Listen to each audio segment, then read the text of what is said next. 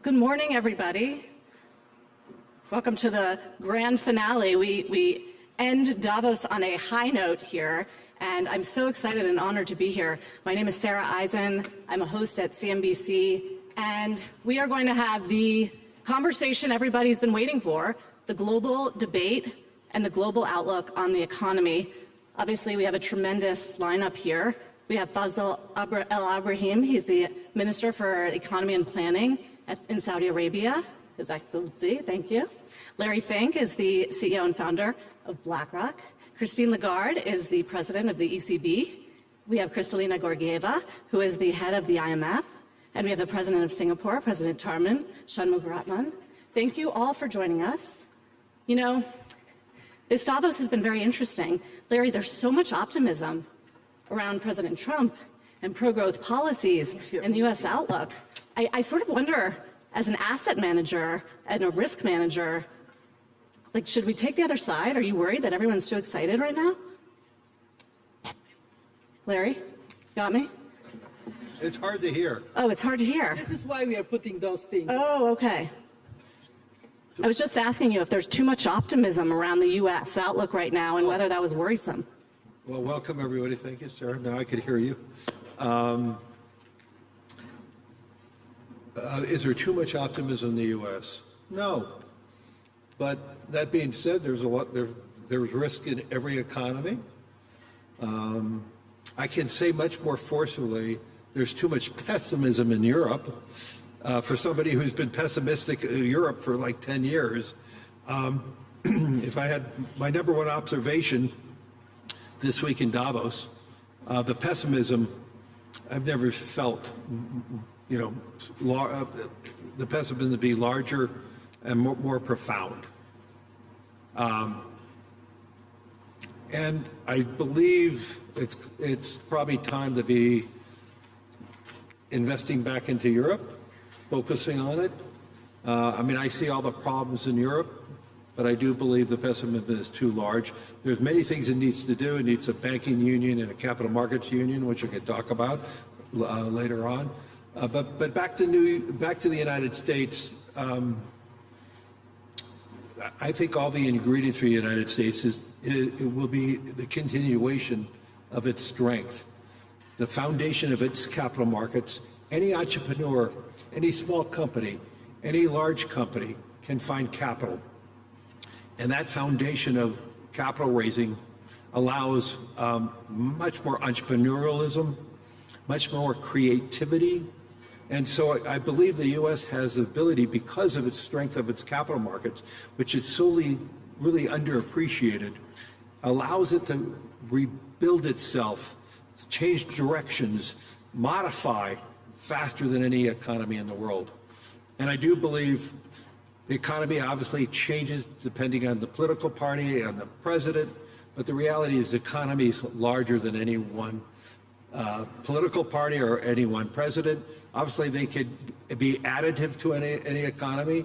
And, President Trump's policies, if we're able to unlock private capital and put private capital to work faster, easier, with less regulation, less time for permitting, it'll allow the U.S. to become less dependent on its own fiscal problems.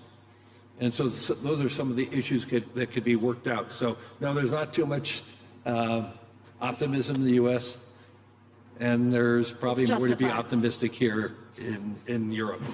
President Lagarde, I bet you didn't expect to kick off the panel with a vote of confidence for Europe, because what we've been hearing here a lot is Europe's economy is underperforming, the Trump factor is going to be bad for Europe. How have you digested all of this?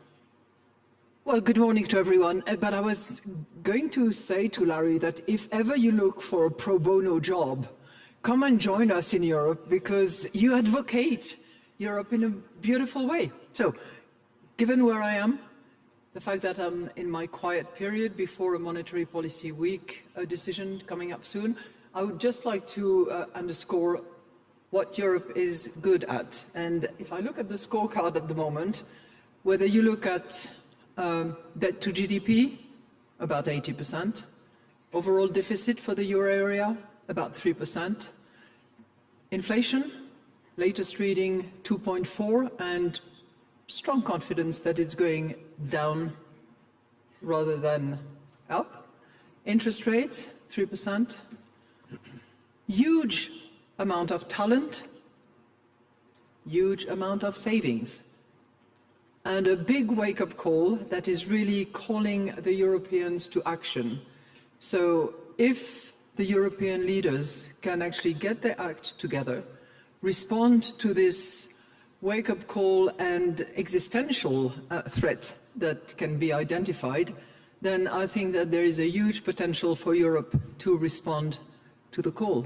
Why do you so call I'm also pretty optimistic. I'm realist about the points that Larry made. We need banking union, we need capital market union, we need to keep the talent at home, we need to keep the savings at home, and maybe it's also time to import a few of the talents that would be disenchanted for one reason or the other from another side of the sea. Just quickly, why do you call it an existential threat? Why is it existential right now? Why is it? Well, because as Larry was suggesting, if you talk to the CEOs, if you talk to the corporate world at the moment, those that are making major investment decisions, they are not very upbeat right now. And when you ask them why they're not, they're making reference to the price of energy. Fair enough, but energy costs are going down as the non-fossil energy is going up in Europe in a significant way when you consider that electricity production in the euro area at least is now 70% non-fossil originated. They complain about the excessive red tape and the excessive bureaucracy. That's the wake-up call that we Europeans, those in policy-making places, have to really take to heart and respond fast to. You know, there was this great incentive to go and invest in the United States because of the Inflation Reduction Act and the significant subsidies that were going to be given to those who invested in the US. I think the IRA has essentially been removed and that any subsidies under the IRA will not be paid out. So people are going to have to rethink with the prism of confidence, with the prism of cost, as is often the case, and the prism of opportunities. And there is no question that what is happening outside is a challenge, but it's also a big opportunity for revisiting and deciding whether or not Europe wants to be a key player. But I'm contending that it has the talent and it has the means and it has the ambition. Well, we're going to talk about the IRA, and I know President Tharman has a lot to say about industrial policy, but first, MD Georgieva, if you could just give us a global overview right now, because you guys just put out your big world economic outlook. And yes, while there's a lot of optimism and solid growth in the US, it's a little lopsided around the world. Well, great to be on this panel. We published our projections for 25 and 26 just before the forum. And what they paint is a nice picture with some undertones. Nice picture because we project growth at 3.3% this year and next. This is a slight upgrade for 2025. But under the hood of this average number, we have very strong performance for the US. We actually upgraded growth projections for the US by 0.5 percentage point from 2.2 to 2.7. And we have sort of not great European performance, and then we have the rest of the world more or less a little bit up, a little bit down. The most important message I have for the audience is to ask the question, why? Why growth in the United States is so strong? Why growth in Europe is somewhat underwhelming? Why the emerging markets are not doing fantastically well? And the answer is primarily in the differences in productivity growth.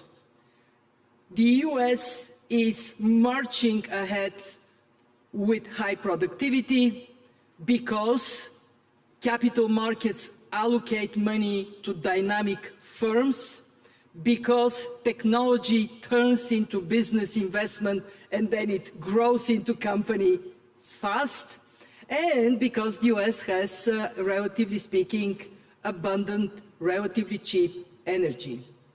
When we look, and then productivity in the United States, year after year after year is close to a percentage point. You look at the rest of the world, advanced economies dropped in productivity vis-a-vis pre-pandemic times from over 1% productivity growth, and it pushes growth up, to meager 0.2% now. Even more worrisome, in emerging markets, productivity dropped from 2.5% to 0.7%, and in low-income countries from 2 to 0. So my first message is, the world is changing very rapidly. We are experiencing a tremendous technological transformation. Capital has to have long legs and go where it would make the biggest difference. And you look at capital, where did capital go with its long legs? It went to the United States. And if countries want to move forward, they have to be very aggressive in opening up opportunities for entrepreneurship. And yes, Europe has to have deep capital markets. It has to have a unified market that makes it possible to compete. And I want to say, I'm a European, I'm a proud European. As a European, I want to make an observation in terms of culture. The United States has a culture of confidence. Europe has a culture of modesty. When I first went to the United States, I went there, if something is done really fantastically well, my parent would say, not too bad. That was the highest praise. And in the US, you just move your legs and you're fantastic. You blink and you're great. So my advice to my fellow Europeans is more confidence. Believe in yourself, and most importantly, tell others that you do. Good message. President Tharman, you know, everybody's wondering how, you know, the Trump presidency, which is so focused on economics and has so many changes from the prior regime, is going to change the outlook for their respective regions and economies. How are you thinking about it for Southeast Asia, emerging markets, the regions that you follow? Well, first let me say, and I don't want to be a spoiler here, if you look at all the evidence on what ordinary people think and feel, they're not feeling good in the US, in Europe, everywhere in the world. Confidence is down, optimism is down, trust is down. So our real task is, how do we rebuild the bases for optimism in today's world? We're not going back to the era when the Bretton Woods institutions were formed. We're not going back to an era where Henry Morgenthau, the US Treasury Secretary, said in Bretton Woods, prosperity is indivisible. Just think about that. Prosperity is indivisible, meaning I can't prosper unless you are prospering. No nation, even the largest, will prosper unless the rest of the world is prospering. We're not going back to that era. It's past us. It may have rested on a moment in time when the US had an unassailable lead and had that confidence to say prosperity is indivisible. But what we've got to avoid is going to the other extreme of a real zero-sum world. And there's some tendencies in that direction, but I think we are nowhere near it. We have to avoid moving in a gradual, grinding way towards fragmentation and towards some breaking up of the world into blocks. It's a real risk. So what do we do using all the agency we have? The middle powers, India, ASEAN, Europe, Japan, the international institutions. What do we do in between those two extremes? Between the unattainable ideal of prosperity being indivisible, and avoiding at all cost a zero-sum world. There's a lot we can do. There's a lot that we can do. But start from the reality that there are strengths in each of our nations, very well described. The US has a unique set of markets and institutions that drives innovation in a way that no other nation or region does. And as Christine says, Europe has human capital, and I mean it not just in terms of expertise, but in terms of values. It's a font of the values that we admire in today's world. Asia has a desire to keep opening up, to keep breaking barriers. Asia is still striking FTA deals. And we now have the UK joining the CPTPP, and there's several others on the waiting list. So build on these strengths, the desire on the part of most of the world to stay open, to be interdependent, so that we can all grow. So let's build a realistic basis for optimism, but starting from a position where people are despondent. And today's generation of parents has very little faith in their children doing as well as them. Let's build new bases for optimism. I don't think you'd have any disagreement on this panel, though I wonder if you have spoken yet with President Trump, or your Prime Minister has. Have you shared this view of openness? No, I'm saying something which comes naturally to a small country. I know of other small countries that think alike, including small European countries. You know, being small helps because your basis for doing well in the world is to be relevant to the rest of the world. You never look inward, and you never get too complacent. You never get too complacent. You're always trying to find a way in which you're complementing someone else's strength, and someone else is able to complement your strength. But I don't think that should be the province of small countries alone. We have no choice but to have that cast of mind. I think it also has to be the way in which the major powers think. And in particular, I mean, if there was one real positive coming out of President Trump's speech yesterday evening here at the forum, it was the way he spoke about China and the US. It suggested a desire for a new understanding and a desire to avoid a continuous unraveling of a relationship that is still profoundly important for the global world economy. Agree. Your Excellency, two important questions. So in that speech here at the forum, President Trump called on Saudi Arabia, specifically in OPEC, to lower oil prices. Will you do that? So before I answer this question, I'm just going to comment on what was discussed. I was going to move on to that as well. But I'll get to your question. I think the way we look at the world is in two lenses. One is data-driven, to kind of explain to us why we're here, how we got here, where exactly we are. But also another lens that is more future-focused. What is the potential we need to unlock seriously? If you look at the first lens, like Kristalina said, there's tepid growth. But also at the same time, the same people talking about tepid growth, are talking about the potential positive promise of technological advancements and including generative AI. This economic stalemate needs to be addressed or disrupted. We can't stay here. Keeping our eye on the second lens, the vacuum is, like we've discussed probably throughout the past few days, is intrepid leadership. We need intrepid leadership that is bold but inclusive, disruptive but constructive, ingrained in the long view, like President Tharman said, but also action-oriented today to kind of get us out of where we are. And you see signs of hope or signs of signals that there are directions or momentum in the direction of more leadership that is required for us to get out of where we're from.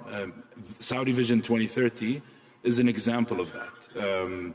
You talk about complacency, President Tharman. I think every day, day in, day out, complacency in Saudi is punched in the face by Saudi youth. We need to make this transformation count. And every region, every economy has its own issue to deal with, whether it's Europe and deregulation, for example, or innovation, the US and the fiscal outlook, China and this new economic model and whether a shift to consumption drive will happen, the Middle East and stability and the need for more vision 2030s. I think there are some pressing questions that the globe needs to address too. And one of them is energy security or the energy transition. I don't think we can get or can afford not getting the energy transition story right this time. We need to get it right. Energy supply, energy security is essential for global growth, for global prosperity. The Kingdom's position, OPEC's position is all about long-term market stability to make sure that there's enough supply for the growing demand, and there is growing demand. Whether it's the growing demand we see in the US alone, whether it's a growing demand that's coming from AI, demand will grow, and we need to make sure we supply energy in the most efficient way without jeopardizing energy supply, without jeopardizing our ability to use technology and collaboration to address climate change, which is serious. Saudi Arabia is in the front line. We're in one of the most heat-stressed, drought-stressed areas, so we're serious about climate action, and without jeopardizing giving the opportunity for developing countries and emerging countries fair access to the value of energy. What about your transition, since you are the Minister of Planning? How dependent at this point is the economy on oil? Because the IMF did downgrade the outlook for Saudi Arabia based on the extension of the production cuts. And how are you tracking toward your goal of 2030? So Vision 2030 is a long-term restructuring of the Saudi economy. It's not a short-term campaign. It's not a short-term program. And we look at our numbers, GDP numbers, as one of the indicators that tell us where we're going. We care about the non-oil economy. Non-oil activities today represent 52% of total real GDP for the first time. It's not everything, it's just a good sign to keep in mind. And non-oil growth has been steady. We expect to close 2024 at 3.9%, 2025 at 4.8% non-oil growth, and 2026 at 6.2%. And that's what we care about. The numbers that were revised down are the total GDP that includes oil GDP, that includes the function of oil production and our voluntary cuts. But what we really care about is transitioning from one economic structure that's reliant on resources to another economic structure that's reliant on productivity, human capital, and we're leveraging all our assets and capabilities to transition from one to another. One more really quickly, because this was also brought up by the President yesterday. Big $600 billion commitment to investment in the United States from the Crown Prince. How about rounding it up to $1 trillion, as Trump suggested? Is that easy to do? I'll tell you that there is a long-standing, strong partnership between the U.S. And the Kingdom that lasts so far 8 decades. We've worked very well on important work, global work, with all administrations, no matter which administration is in office. This number represents investments, procurement, public and private sector, and it's just a mirror reflection of the strong relationship. What we'll spend in the economy from the start of Vision 2030 till 2030 is 12 times that number. Well, that might satisfy him. You know, you can't have a global discussion these days without talking about inflation, or that's been the case in the last few years, certainly. Managing Director, have we put the inflation genie back in the bottle? Well, President Lagarde just sounded pretty optimistic. So that is a very, very good question. Here is the bottle. Here is the genie. The head of the genie is in the bottle. Most of the body of the genie is in the bottle. Kind of getting stuck there, though. But the legs are kind of hanging still out. We need to push it all the way down. It is remarkable how much progress the world has made. And I want to say something that we, in our worries about today and tomorrow, we not always reflect on. When we look into the past, over the last decades, every inflation episode would require interest rates to go up, and the response would be inflation would go down, but at the price of recession. This is the first time so far when inflation is being brought down. Interest rates are still somewhat high, and yet we have admittedly below historic average, but still quite a positive growth. We have 3.3%. Historic average was around 3.8. So when we look at the next stage, if we succeed to bring inflation down and yet retain the economy functioning so people have jobs and, as Tharman said, they get more confidence, that would be a very good outcome. And I want the audience to ask itself a question. How come this time it was different? What is different this time? What is different this time is twofold. First, after the global financial crisis, the world created mechanisms for economic policy coordination that didn't exist before. We have the G20, we have very active role of the Bank for International Settlement. Every month, central bank governors get together. We have the IMF using our twice-a-year meetings for policy coordination. And what that translates into is more consistent coordination when necessary, but also divergence in policies when necessary. And the second thing that is different, we have Madame Lagarde in ECB. Larry, I feel like I keep reading headlines. Larry Fink warns of inflation. We're not done with inflation. Larry's very worried about inflation. Why? I'm not terribly worried. But do you think the market's being too complacent about the inflation story? no, I think the bond market is the best reflection of what's going on in the world. It is the barometer for every politician, for every central bank. It really informs us every day where the mood of the global economy. And that I believe the bond market is indicating that inflation may be higher than we think. The genie may be coming out of the bottle. And I look at this in so many different ways that if you just think about AI for a minute, in the United States right now, data centers represent about 50 gigawatts of power. And in the United States, we're estimating alone, data centers will represent and need 300 gigawatts of power in the next 5 years to meet the needs.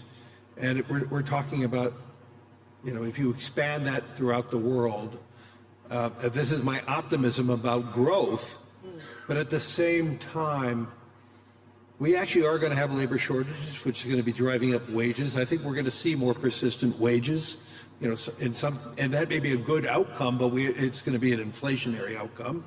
We're going to have material shortages with all this building out.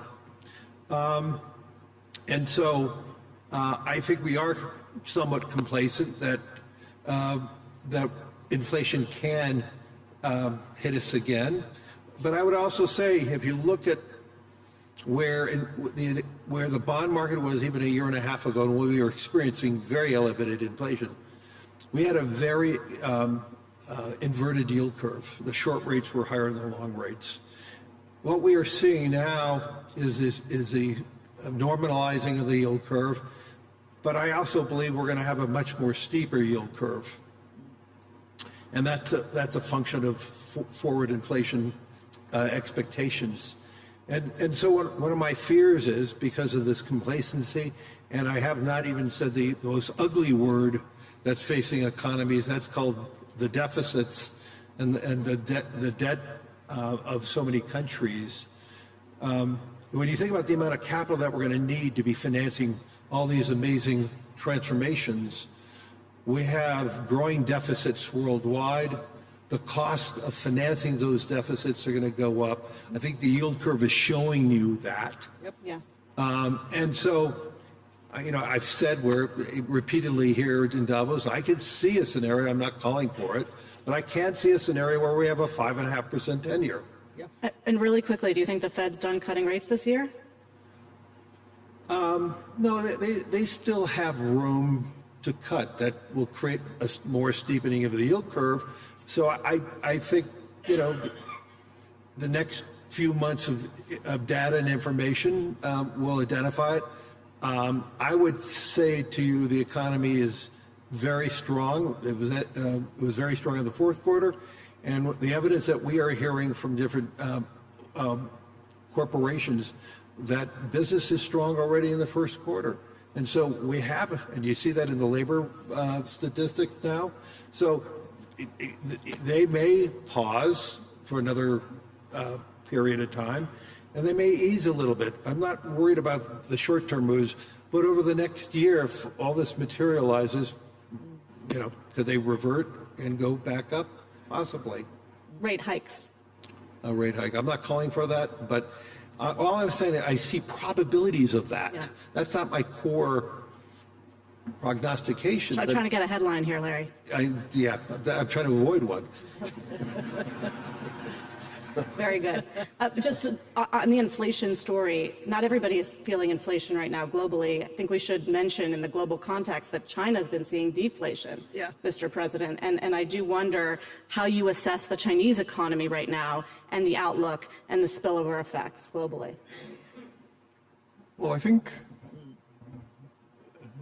the Chinese will avoid an extreme downturn. They know what to do. They're measuring the pace of the measures they're taking to strengthen consumer spending, to get past the property market overhang. They have an extremely complex task of achieving all this in an economy that's not a fully market-based economy. But I think they'll get there. Growth might be somewhat slower than hoped, but I don't see a situation that leads us to a deflationary spiral. But more broadly, central banks and fiscal authorities have made mistakes in the last 15 years that set us on a somewhat higher plane of inflation for the medium term than we otherwise would be. But the fundamental advantage we've had for several years now has been two things. The entry of China and some other parts of the developing world into the global labor market and global trading system, and countries' willingness to be able to absorb their products. It's been a tremendous deflationary force, counter-inflationary force. But we're now past that. And we also have now an unprecedented situation of aging in the entire developed world, the West, Japan, increasingly China. The US is seeing stagnation in its population, even if it's not coming down. But you've got Africa that's coming up. You've got India that's still growing rapidly, still a rapidly growing population. So if you just think about that fundamental advantage we had for consumers all over the world in having an international trading system that allowed for emerging countries with growing populations and growing workforces and lower wages to be part of a global economy, how do we now replicate it in the next phase? When we have the added disadvantage of aging in the Western world and severe labor shortages that already exist. In Europe, for instance, there's already a very severe labor shortage, south to north. What do we do about Africa? What do we do about South Asia and some other parts of the developing world? How do we have, if you like, a global industrial policy so that we can benefit globally from higher productivity, but also a lower cost of goods for consumers around the world? I think that has to be an important challenge. I think when it comes to the inflationary outlook, a lot will depend on trade policy with the US and tariffs, right? I mean, is anybody on this stage a fan of tariffs? No. No one thinks it's a good idea.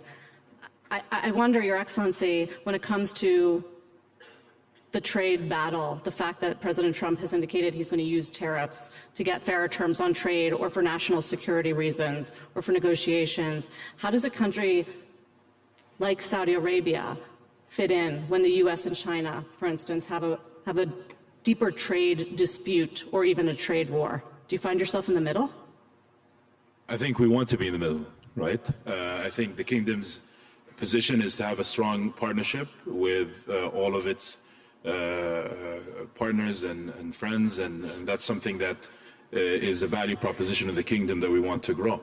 But on tariffs, I think depending on what objectives an economy has, it's been used as a tool, so long as it is objective-driven and time-bound. You can, an economy has the right to build resilience or leverage or give space for the private sector to grow some competitive advantage, or to invest in adding new competitive advantages so that a local industry can start. So it's really about the details of tariffs, what it would look like, assessing its impact, and then figuring out how to deal with it. The important thing is to keep dialogue on the table and keep the orderly, respectful discussion going and maintaining it, even if it's been absent for a while or not where it should be, and continue working on it. Kingdom values its partnership with all of its economies. Since Vision 2030, we've played an even larger role in more domains than oil and gas, diplomacy, and foreign aid and assistance, because we understand better through Vision 2030 what our economy needs and society needs for us to unlock its potential. Both with US and China. US and China and others. President Lagarde, President Trump yesterday said that the EU does not treat the US fairly on trade and that he has some big complaints. Is that true?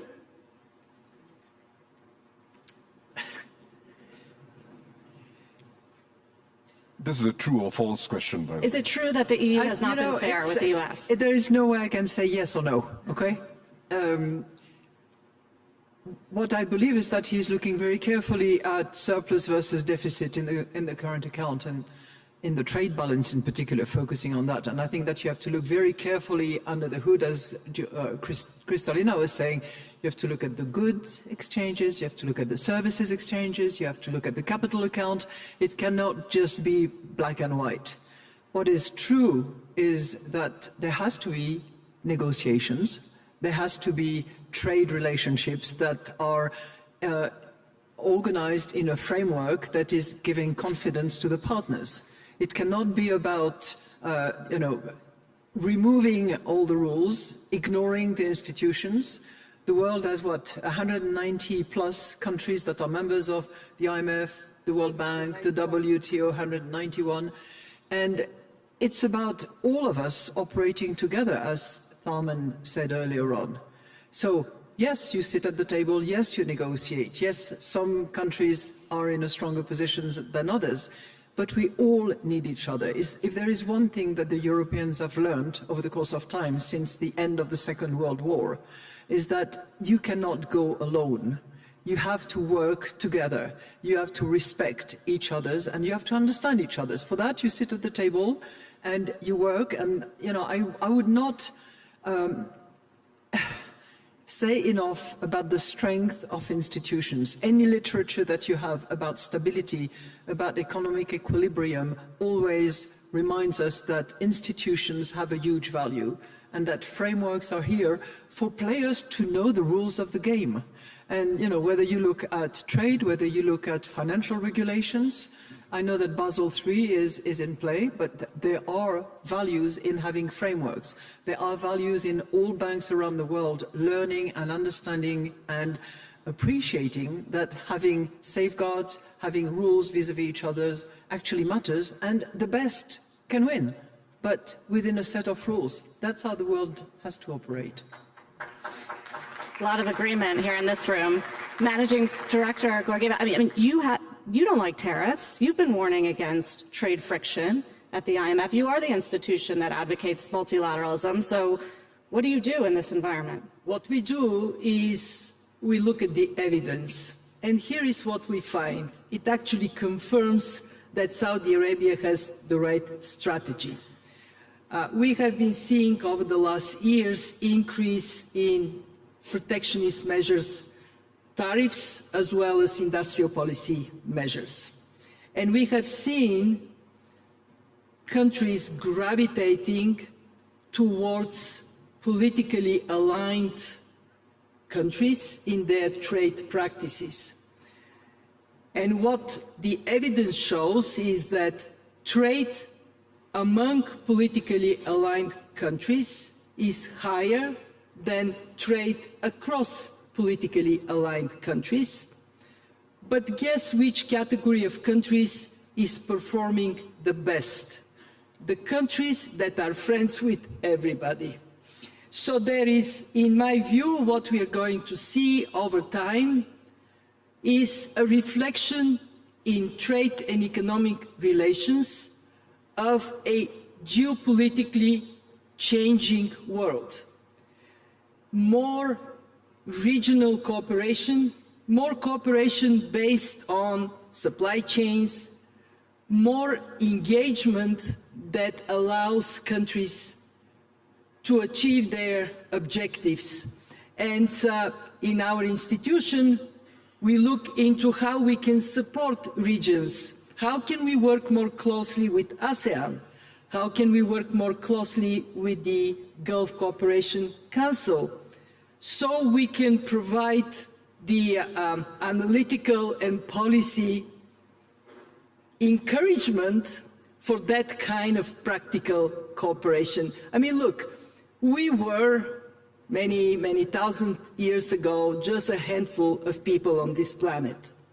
Today we are 8 billion. How did we get from there to here? Well, by collaborating and competing. And I think that there is no way we can wipe out collaboration from the future of humanity. On that note, Mr. President, I thought there would be an applause for that. On that note, Mr. President, you know, trade and industrial policy, as you just heard from the managing director, are very linked. You have some strong opinions here on industrial policy, I know. Well, I think, Please. you know, whether it's tariffs or subsidies or the other forms of the new industrial policies that are now in the vogue, the fact is they're being driven largely by politics and geopolitics, rather than by any powerful new understanding of economics, or any new evidence or any reappraisal of economics. And I think the jury is out as to whether this is going to succeed in lifting standards of living for ordinary people, for the middle class, and lifting economic performance for countries. It's happening by way of drift and tit-for-tat action. And we're in a very unstable situation now, quite frankly. So I think we have to take a step back. There is a case for industrial policy, and it starts from recognizing that innovation is the key driver for long-term growth.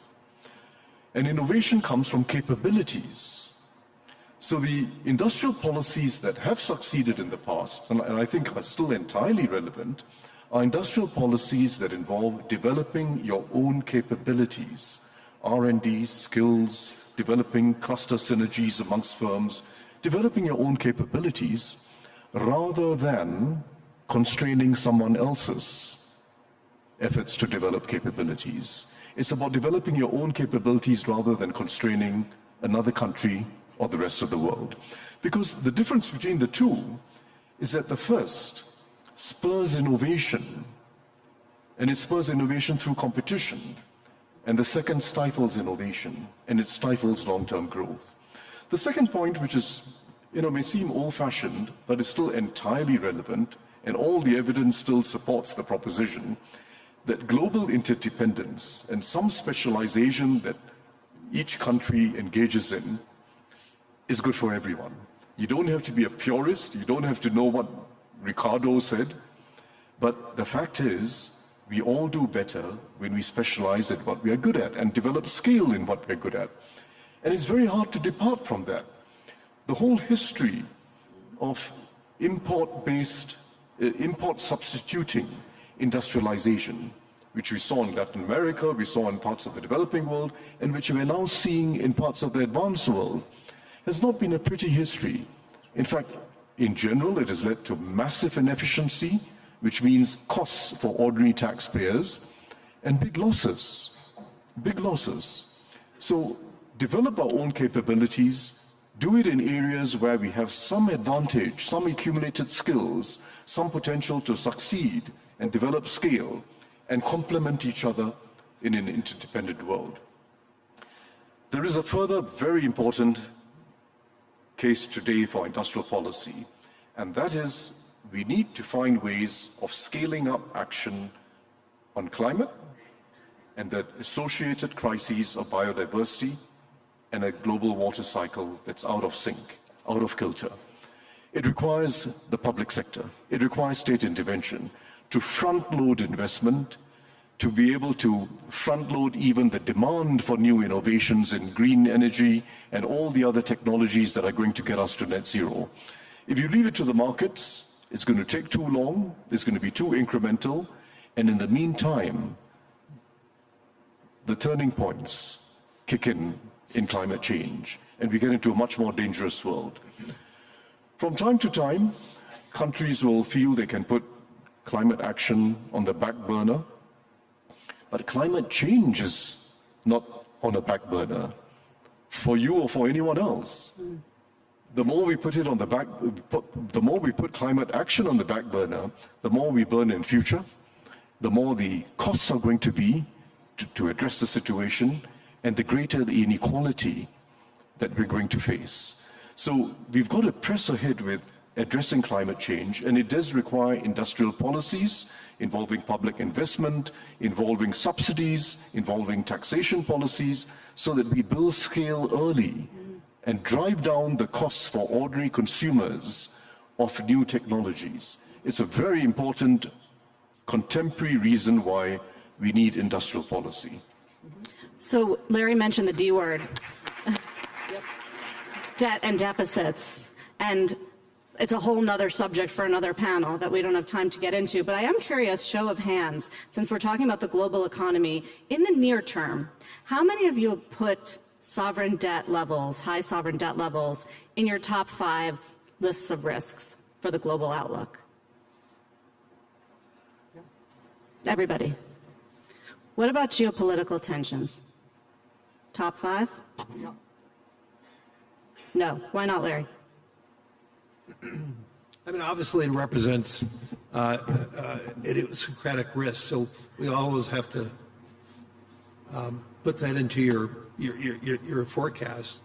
Look at, if we're going to really grow the economy of the world, it's not about focusing on really tariffs or all these issues. I agree with Tharman related to this industrial policy, but all of this, whether it's the deficits or transforming an economy, it's going to have to be done by hope. The more the global population is hopeful about the future, there's more consumption in that environment. I mean, when we talk about China, what is China? One of the fundamental problems with China is it has the highest savings rates of any major economy in the world. 38% today, of as high as 50%. This is why they have to be more dependent on exports. I mean, so for China needs to be developing more hope within its country, and I think they're focusing on this right now. And if they could do that, they're going to have more domestic consumption. You know, we talk about tariffs and what do we do about it? You know, I could go back and look at Europe and say that if Europe can solve its own problems, not focusing on the problems that the U.S. may impose on it, but focusing on their own issues. And Christine talked about it. It is about opening up the capital markets union, the banking union, to make Europe really one single market. I mean, it's a myth right now. Europe is a myth. Okay, it's a beautiful myth, but it's not working. It is not working to compete. President Lagarde's going to take back her invitation. I know. It's not working relative to the strength of the United States, the innovation of the United States, the entrepreneurialism of the United States, the ability to pivot. And then if you look at China, its entrepreneurialism, its development, Europe needs to be in the same footing. And here we are now in 2025. We're now 16 years post a financial crisis, and I don't see Europe moving forward enough. I see Europe still focusing on backward looking too much. But I do believe all of elements are there, and that's why I started off. I'm more optimistic, but in that to be optimistic, you have to admit your problems. Okay. Final minute, yes, I know you must respond. Okay. I was being provocative. No, but fair enough. And that's exactly the good point about now, is that it's provocative. Because I think Europe is not a myth. Europe is not a basket case. Europe is a fantastic case for transformation. And I'm going to quote a report that was issued by the IMF, Kristalina. And I agree with you on that, Larry, I agree.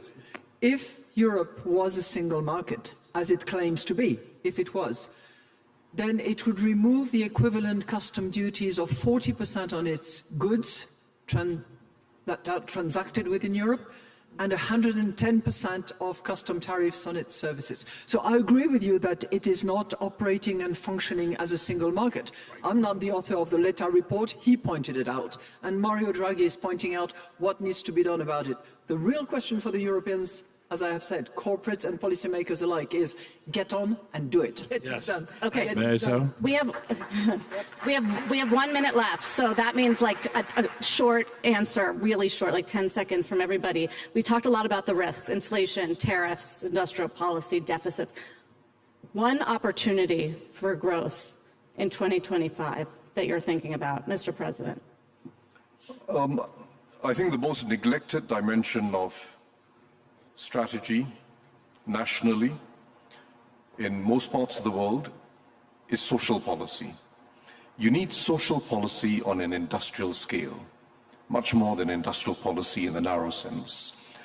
And that means maximizing human potential in every segment of the population. It means finding ways of recreating social compacts so that people feel some sense of solidarity, even between different ethnic groups, different nationalities. And it means, very importantly, thereby building the basis for political consensus to keep economies open and interdependent. And those three things must go together: the economic strategy of openness, the social policy of not leaving things to a social market, but intervening to help everyone uplift themselves, and the politics that then allows you to carry on being open. If any one of those fails, each of them falls apart. Managing Director. Remove the self-inflicted injuries. There is so much that is on the way of productivity and growth that comes from red tape, comes from misguided policies, comes from poor implementation of good policies that has to be taken out. And I know you say one thing, but I have to say two. And make sure that artificial intelligence is not a privilege of few and not accessible for the rest of the world. President Lagarde. I would second what Kristalina just said. I think that we have not discussed very much artificial intelligence. It's been much discussed at the World Economic Forum this week. And we are not exactly certain what the potential is. We think that it's huge. We believe that it is going to have massive impact. And I think we should make sure that it's used for good to improving the state of the world and the world for all of us. Yes. Larry? We spend so much time focusing on all the problems, and when we discuss problems, we solve problems. So I believe it is a great process discussing problems, because we solve problems. But because we solve problems, there should be even greater hope. I mean, the world is better today than it's been 10 years ago and 20 years ago. We lifted more people. There's more opportunity. There's more technology transformations. Some of it is very fearful, but I just look back at the last 20 years, and I'm more hopeful today than I ever been. And it is our responsibility to provide that hope to everybody and lift more people. Your Excellency. So the reason I didn't raise my hand earlier is because I think today we have more clarity on what we need to discuss and resolve, and there is signs of more optimism relative to where we were last year. So I'd say optimism by choice. Optimism is not just a gut feeling or a reaction to an environment. It could be a strategic decision. And like any decision, you can invest and then put in the hard work to make that investment reap its returns. Number two is putting in the hard work. I think reform and transformation is not a 9-to-5 job. It requires people working night and day. I was asked by your colleague, Steve, before one of the panels, I don't know why he asked us, but he asked us what extreme sports we play. I blanked out, which is depressing. But then the first thing that came to mind was Saudi Vision 2030. Not because of what we're doing, but because of the so many young Saudi men and women who are working 12, 14, 16-hour shifts every day to make this transformation count. Thank you all. And we end where we started, with the optimism, and it's why it's been a really rich World Economic Forum Davos this year. Thank you all for participating. Thank you. Thank you. And please stay seated. Please stay seated, everybody, because we have two more things before we close everything out. We have a very special, exciting, newsworthy announcement from His Excellency, from the Kingdom. And then if you would stay seated right after that, we are going to hear from the World Economic Forum President. Please.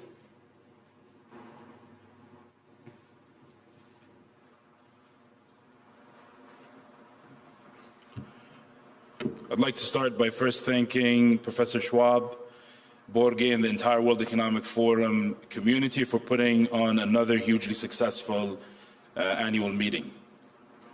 Last year in April, the Kingdom of Saudi Arabia and the World Economic Forum hosted a very successful special meeting in Riyadh under the patronage of His Royal Highness Crown Prince and Prime Minister of the Kingdom of Saudi Arabia, Prince Mohammed bin Salman. And now, building on the success of this meeting, Saudi Arabia and the World Economic Forum are happy to announce that we will host a regular World Economic Forum global meeting in the Kingdom. This is a testament to the global platform for dialogue, collaboration, and innovation that Saudi Arabia has become and that the World Economic Forum continues to be.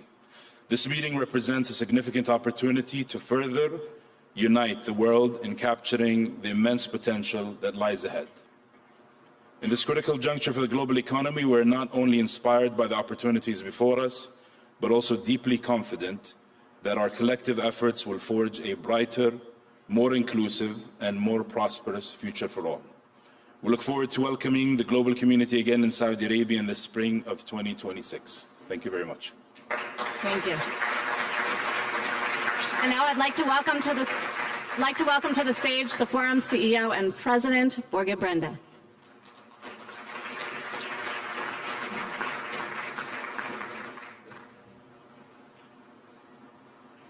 First and foremost, thank you to a great panel. We're privileged to have thought leaders like you joining us on our last day. And special thank you to my dear friend, Minister Faisal. We had also an amazing meeting in the Kingdom, and we're looking forward to coming back in the spring of 2026. I think we all realize during this week that we came together in Davos at a time of immense consequence and uncertainty. Political, geopolitical, and macroeconomic landscape all are shifting under our feet.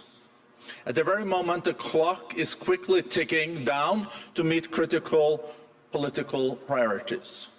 Driving economic growth, reducing carbon emissions, finding ways to end conflict, all cannot wait. And the only way to progress on these issues is by working together. But our cooperative approaches may need to adapt to a new, more uncertain era. There is a new political reality that we are faced with. We will need to be innovative and creative and work with each other, even if we don't see eye to eye on everything. Our week in Davos showed that this is possible. Leaders from around the world, from the public and private sectors, with different views, gather to show how we can collaborate. Even if nations do compete and fiercely compete. There will be areas where there is overlapping in the interest, and those areas we really need to strike and find deals to make the world a better place. I got a list from my colleagues on all the achievements during this week that I was planning to read because it's very impressive. But I know that everyone also are eager to get on with their business.